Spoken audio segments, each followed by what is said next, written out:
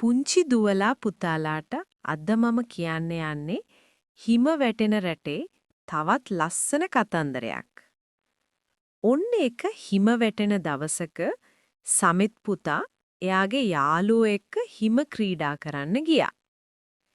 හිම ශීතල වුණාට පුංචි ළමයි ගෙදර ඇතුළටම වෙලා ඉන්න ආස නැහනේ. සෙල්ලම් කරන්න එළියට යනවා. සමිත් පුතා දහම් දුලාජ් කිනූ සිතු නෙත්මි සදලි අදීෂා ඉන්සි කියන යාළුවෝ ඔක්කොම එක්ක හිම සෙල්ලම් කරන්න ගියා. යාළුව ටික දෙනා බැගින් එකට කීප වාරයකට එයාලා ආසයි කන්ද මුදුනේ ඉඳලා හිමවල ලිස්සලා පහළට එන්න. ඒ සෙල්ලමට කියන්නේ ටොබගානින් කියලා.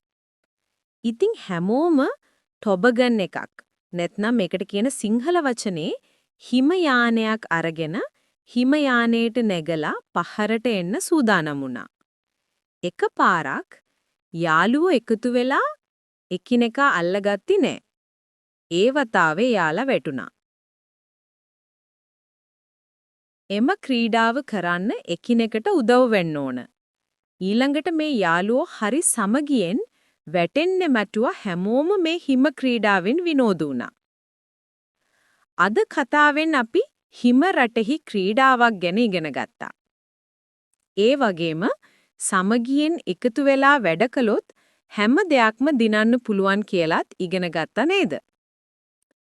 එහෙනම් ආයෙත් දවසකින් ලස්සන හිම රටේ කතාවක් අරන් කතන්දර නැන්දා එන්නම්. ඔයාලා හැමෝටම සුබ අනාගතයක්.